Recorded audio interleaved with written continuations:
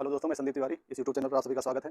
जैसा आप बोर्ड पे देख रहे हैं, प्रश्न लिखा है, दर्शाइए कि प्रत्येक धनात्मक समपूर्णांक 2 क्यों के रूप का होता है तथा प्रत्येक विषम पूर्णांक 2 क्यों प्लस 1 के रूप का होता है। तो जैसे यहाँ एक बात आई है समपूर्णांक और यहाँ आया विषम पूर्णांक। तो समपूर्णांक किसे कहते हैं अर्थात सम संख्या किसे कहते हैं? तो ऐसी संख्याएं जो 2 से पूरी तरह से विभाजित हो जाए उनको सम संख्याएं कहा जाता है, समपूर्णांक कहा जाता है। विषम पूर्णांक किसे कहते हैं? विषम संख्या किसे कहते हैं? तो ऐसी संख्याएं जो 2 से विभाजित नहीं होती हैं उनको विषम पूर्णांक या विषम संख्या कहते हैं। और इसके आगे हम बात करेंगे यहाँ पर जो क्यों आया है।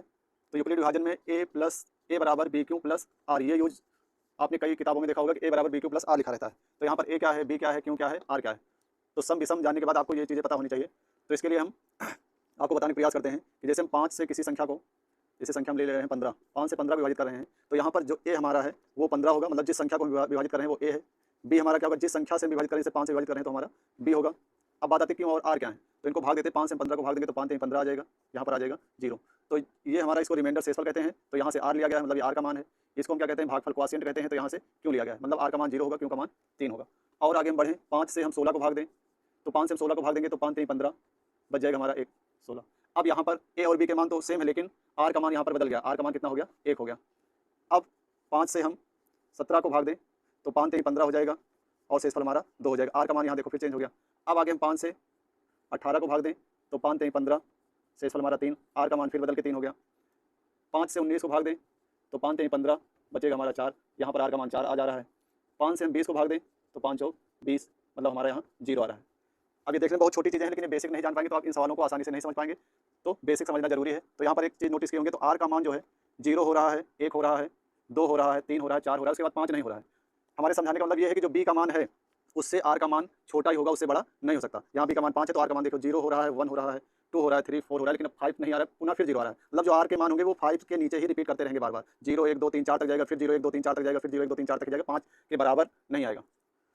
तो अब आप समझ गए होंगे कि यूक्लिड विभाजन में जो a बराबर बी क्यू प्लस आर लिखा जाएगा तो वहाँ पर a क्या होगा, b क्या होगा, क्यों क्या होगा, r क्या होगा। जिसको हम भाग देते हैं वो हमारा a होगा, जिससे भाग देते हैं वो हमारा b होगा, और जो हमारा भागफल आएगा उसको क्यों क्वोशिएंट से क्यों लिया गया है और रिमाइंडर से r लिया गया है। तो आप समझ गए होंगे कि यूक्लिड विभाजन में a b क्यों r का मान कैसे हम निर्धारित करते हैं। अब इतनी चीज़ें आप समझ गए तो आसानी से आप सवाल को हल कर सकते हैं।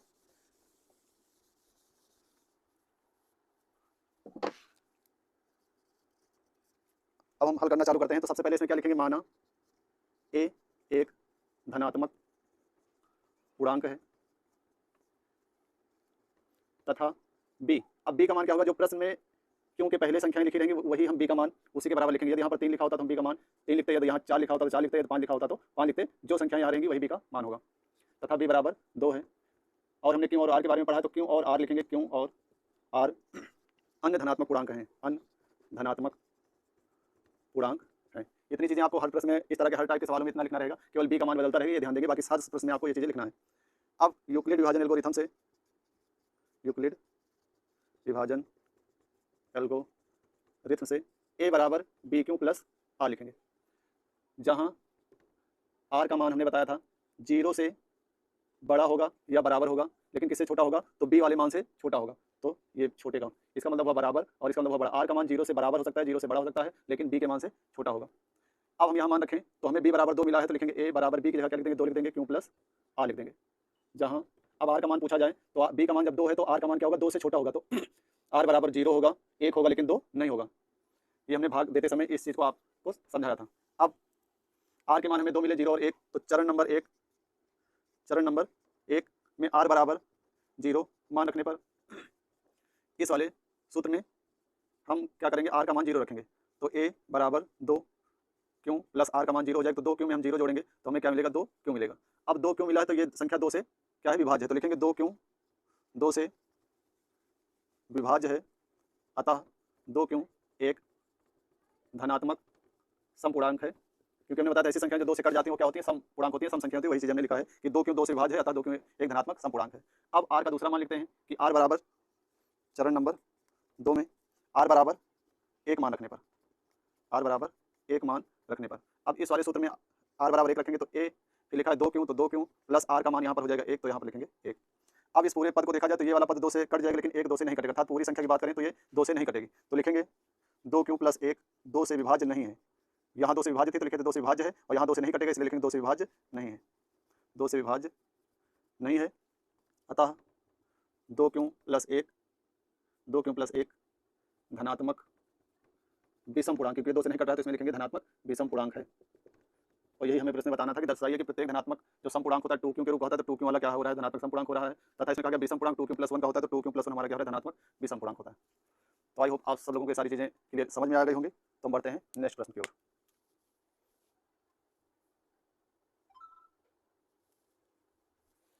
तो हम दूसरा सवाल देखते हैं। लिखा है दर्शाइए कि एक धनात्मक विषम पूर्णांक 4q + 1 या 4q + 3 के रूप का होता है, जहाँ q एक पूर्णांक है। अब विषम की बात आई है तो विषम संख्या बताएं है कि ऐसी संख्याएं जो 2 से विभाजित नहीं होती उनको विषम संख्याएं विषम पूर्णांक कहते हैं। तो अब इसको हल करते हैं। तो इसमें लिखना है माना a एक धनात्मक पूर्णांक है। यहाँ पर सम विषम नहीं लिखेंगे, ध्यान देंगे, लिखेंगे माना a एक धनात्मक पूर्णांक है। तथा अब b का मान यहाँ पूछा जाए क्या होगा, तो हमें प्रश्न में दिया गया है यहाँ 4, क्योंकि आगे 4 दिया गया है, तो b का मान किसके बराबर होगा, 4 के बराबर होगा। तथा b बराबर 4 है और q तथा r अन्य धनात्मक पूर्णांक हैं, अन्य धनात्मक पूर्णांक हैं। अब यूक्लिड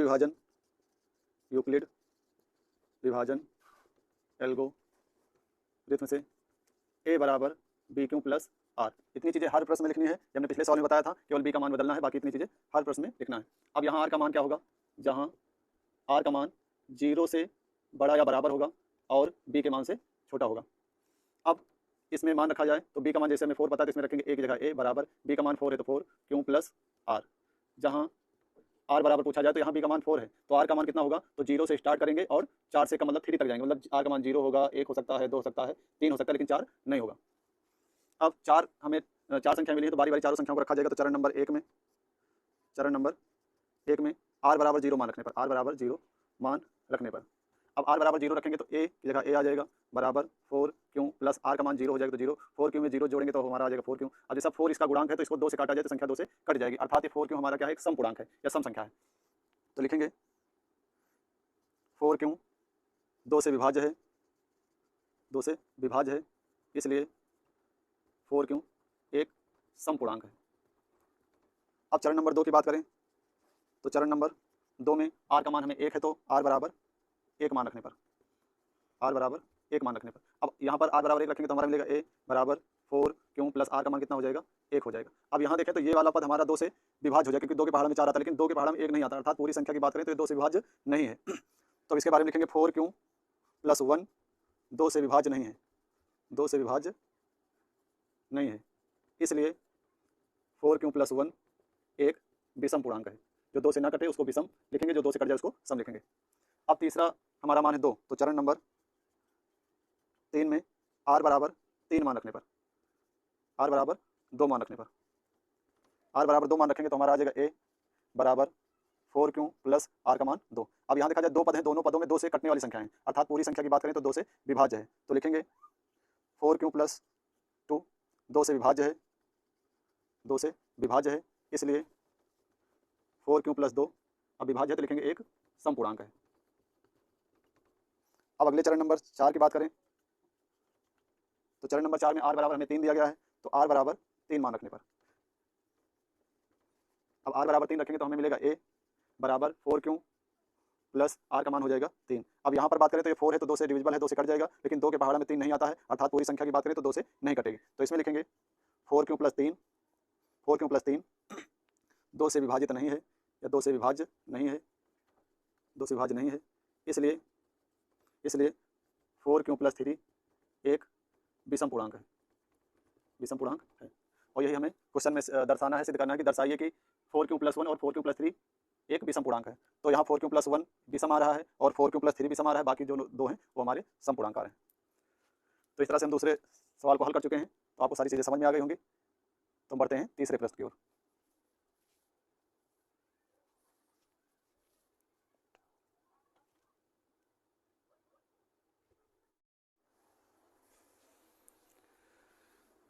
तो हम आगे हैं तीसरे प्रश्न की ओर। इसमें लिखा है दर्शाइए कि कोई भी धनात्मक विषम पूर्णांक 6q + 1 या 6q + 3 या 6q + 5 के रूप का होता है, जहाँ q एक पूर्णांक है। तो इस बार हमने ये पिछले ही प्रश्न का लिख रखा है, जिससे आपको समझ में आए कि इस तरह के प्रश्न में हर बार हमें वही चीज़ें लिखनी है, तो इनको आपको याद कर लेना है कि क्या लिखना है। माना a एक धनात्मक पूर्णांक है तथा अब b बराबर इसमें कितना हो जाएगा। तो इसमें देखिए क्यों के पहले हमें 6 दिया गया है, तो यहाँ हम क्यों का मान बी का मान केवल बदल लेंगे, बी का मान कितना हो जाएगा 6 हो जाएगा। और क्यों और आर अन्य धनात्मक पूर्णांक है, पूरा वैसे ही रहेगा। यूक्लिड विभाजन एल्गोरिथम से ए बराबर बी क्यू प्लस आर, ये सब पिछले सवाल का ही रहेगा। अब यहाँ पर बी का मान जब हमारा बदल गया 6 हो गया, तो बी की जगह क्या लिखेंगे 6 लिखेंगे। अब आर का मान पूछा जाए कि आर का मान क्या होगा, तो जब यहाँ पर 6 आया है तो आर का मान 0 से चालू होगा और ये कहाँ तक जाएगा, केवल 5 तक जाएगा। इस संख्या से हमेशा एक छोटा रहेगा। अब इसमें 5 कंडीशन मिलेंगे। तो पहला कंडीशन है आर बराबर 0 मान रखने पर, आर बराबर 0 मान रखने पर। अब यहाँ पर 0 मान रखा जाए तो ए बराबर हो जाएगा 6q प्लस 0, और 6q में जब 0 जोड़ेंगे तो हमें मिलेगा 6q। अब ये 2 से विभाज्य है, तो ये एक कैसी संख्या है, तो एक समपूर्णांक है। ये लिखना चाहें तो इसको लिख सकते हैं कि 6q 2 से विभाज्य है, इसलिए 6q क्या होगी, एक समपूर्णांक होगी। तो हमें जैसे विषम पूर्णांक दिखाना है तो हमें विषम पूर्णांक लिखेंगे। अब दूसरी कंडीशन, ये चरण नंबर 1 है, स्टेप नंबर 1। अब स्टेप नंबर 2, अब आर का मान 1 रखा जाएगा। तो आर बराबर जब 1 मान रखेंगे,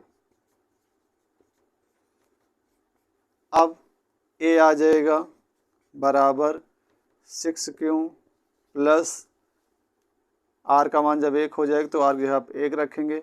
अब यहाँ पर देखा जाए, यहाँ 6 आ रहे हैं,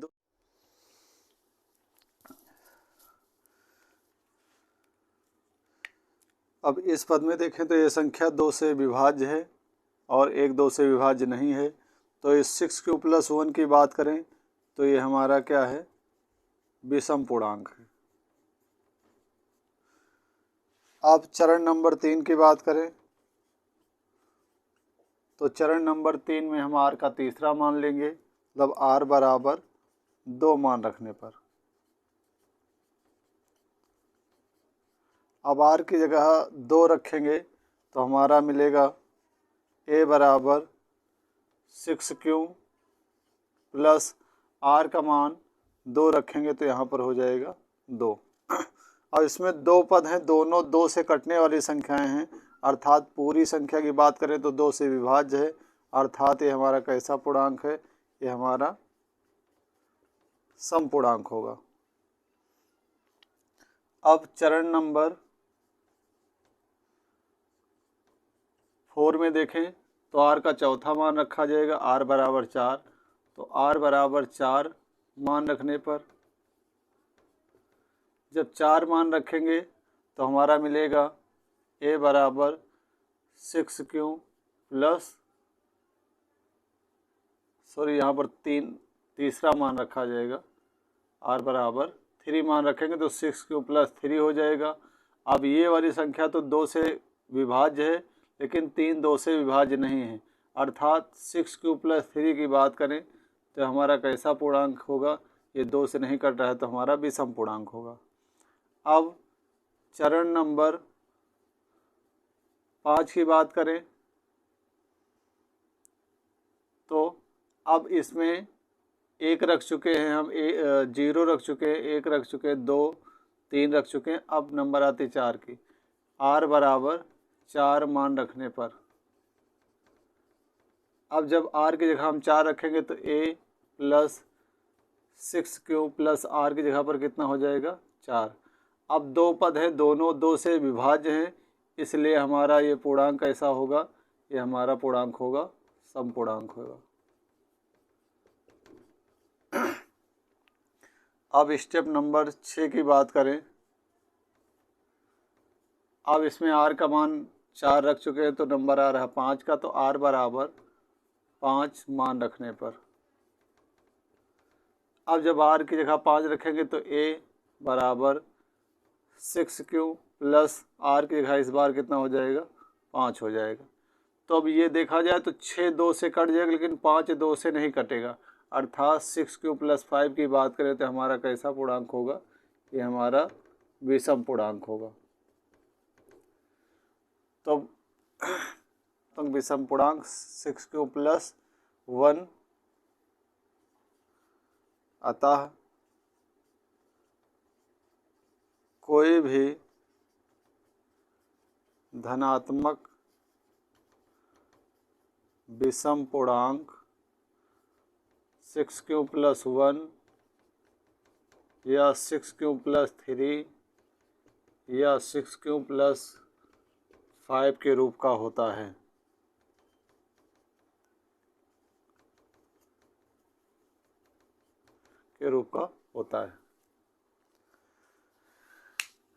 तो आपको यदि वीडियो पसंद आई हो तो इसे लाइक करें, शेयर करें और एक सुंदर सा, एक प्यारा सा कमेंट करें, जिससे हमें मोटिवेशन मिले और आपके लिए हम इसी तरह और अच्छे से अच्छे टॉपिक लाते रहें। Okay, thank you. फिर मिलेंगे नेक्स्ट वीडियो।